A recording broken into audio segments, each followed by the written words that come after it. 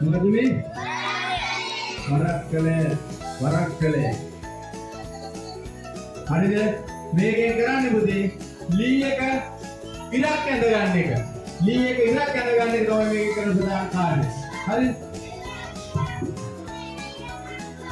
මේකේ කෙරවලේ තියෙනවා ඇනතුල් දෙක අපිට පුළුවන් අපිට කැමති විදිහට මේකේ ඒ දුර ප්‍රමාණය අනුව ඉරක් ඇඳ ගන්න. උදාහරණයක් ඇටියට බලන්න. අපි බෝඩ් එකේ ඇඳලා වෙන්නන්න. දැන් මට ඕන නම් මේකේ සෙන්ටිමීටර දෙකක පටි කාලයක් ඉවත් කරගන්න.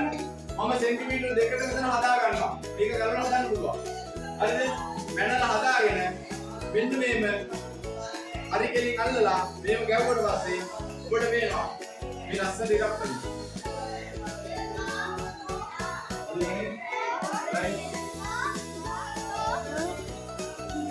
අදිනාද ඔන්න වරක්කලෙන් කරන වැඩි. බැරි. ඉතින් මේක දාන්න ගිහින් අරගෙන ගෙනියන්න බැරි. ඒක තමයි වරක්කලෙන් දාන කාර්යය. ප්‍රශ්නවත්තර නිතරම අහනවා වරක්කල මොකක්ද කියලා. කාගෙද කියලා අහනවා. අදුපාවිච්චි කරන්නේ. අදුපාවිච්චි පාවිච්චි කරන්නේ. ඒ වගේම කරන කාර්යය තමයි දී එක පිළි ඉරක් ඇඳ ගැනීම. බැරි. right. ඊළඟට අපි යනවා මොදේ දැන් මේ බොහෝ උපකරණ පාවිච්චි කරනවා අපි මොදේ දැන් පාවිච්චි කරන්නේ නැති කරා අපි අමාරුයි මේ මොකද්ද හරාමය කියුවා අපි ජනතරාමය වගේ මතක් වෙන්නේ නෑ මොදේ මේක වෙනත් තරමය උදාහරණයක් දුන්නේ එනි කම් දුන්නා right දැන් මෙහෙම done මේ හරාමය අපි හිතමු අපි ගෙදරට දොරක් හැදුවා දොරක් හදනකොට එක ලීයම දිනන දොර නෑ නේ මොකද එකක් තියෙන්නේ ලී පටි තමයි දොරට හරි කරලා තියෙන්නේ නේද ඒ සමි කරපු දොරේ දැන් ඔය ගම් ගාලා ඇන දාලා බඩුවමලක තද කරනවා හැබැයි ඔක හරියටම තද වුනේ නැත්නම් මොකද වෙන්නේ දොරේ අර පීලිය අතරින් එළිය පේන ගන්නවා අන්න ඒකට කරන්නේ ගම් ගාලා මේ කරාන දුර දාලා උඩට තද වෙලා තියෙන අර ටික ගන්නවා දවසක් විතර තියෙනවා ගම් ගාලා ඉතින් මොකද වෙන්නේ දොර ගානට ෆිට වෙනවා හරිද ඒක තමයි කරාමේ කරන්නේ ඊළඟට තියෙනවා තියලා හරිද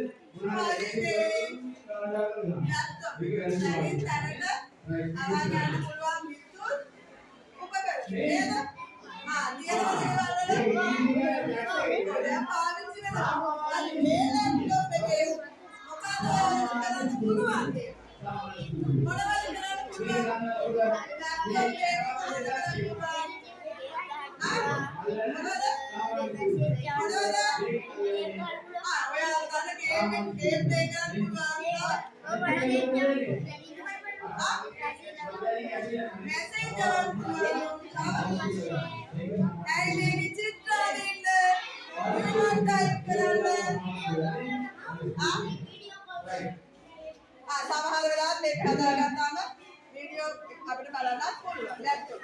හරි. මේ කම්පියුටරේ ලිපි මේක දාලා බලන්න පුළුවන්.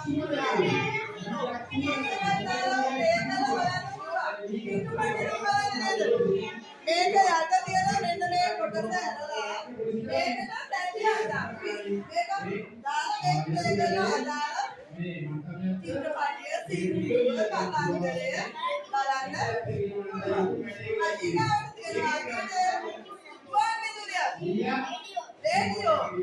මොකද රේඩියෝව මොන උපකරණද සාපේකන්ද සාපේ දුස්සේද මොන උපකරණද සාපේකන් මොකද ආලා තොරතුරු ගන්න පුළුවන් මාධ්‍ය. මේක මේ ලැප්ටොප් එකේ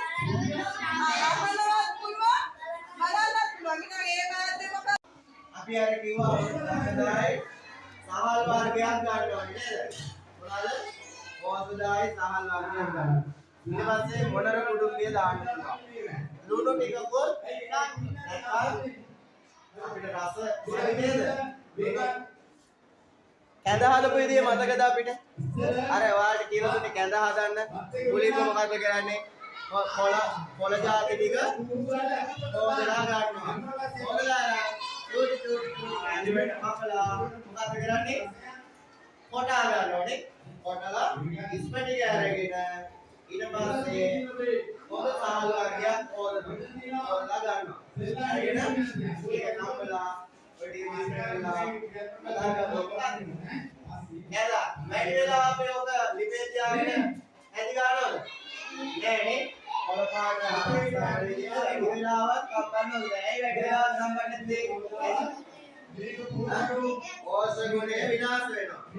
ඇද වැඩි වෙලාවක් කපන්නේ ඕස ගුණය විනාශ වෙන නිසා ටික වෙලාවක් කියලා ගන්නවා. ඇද කියන්නේ ඕස ගුණයේ යුතු ආහාරයක්. මේ පැත්තේ ඔය පැත්තේ ඉනනවා බලන්න ඔය ඊට දේවල් බලන්න. ඊට පස්සේ දිනවා මෙතන නැව් පළතුරු. කොහොමද ළමයි නැව් පළතුරු අපිට ලබාගන්නේ? නැව් ගුණදායක පළතුරු අපි ගන්නවා කොහෙද පුළුවන් අපිට? විශ්වාසම කියන දේ ඒවත් නේද? ඊතර වාර්තික ගන්න පළතුරු නේද විශේෂම අක්ෂරවල බලන්නේ. ගෙවත්තේ ගන්න පළතුරු තමයි අපිට ගුණාත්මක භාවයෙන් වැඩිම නේද? එතකොට ඉන්නේ මොනවා කියන වාසිය බේත් ගහලා නැහැ. බේත් ගහලා නැහැ. ඊට පස්සේ එවෙලේ කඩලා ගන්න නේද? අපි ඒ නිසා අපිට විශ්වාසයි. අපි අර කඩේ කෙනාවොත් ඔකට එක එක රසායනික වර්ග ගහලා දෙන්න පුළුවන් ඉදවන්න. නේ? ඊට පස්සේ බෙහෙත් වර්ග නාවලා තමයි හදන්නේ මේ දේවල්. ඒ නිසා අපිට ඖෂධායි විදියට පළතුරු වර්ග ගන්න ඕන. නිවසෙන් එවෙලේ කඩාගෙන හොදලා ගන්න ඕන තමයි ගුණාත්මක භාවය වැඩි වෙන්නේ. ඊළඟට තියෙනවා නරක වෙච්ච ආහාර කොහොමද හඳුනගන්නේ කියලා. අපි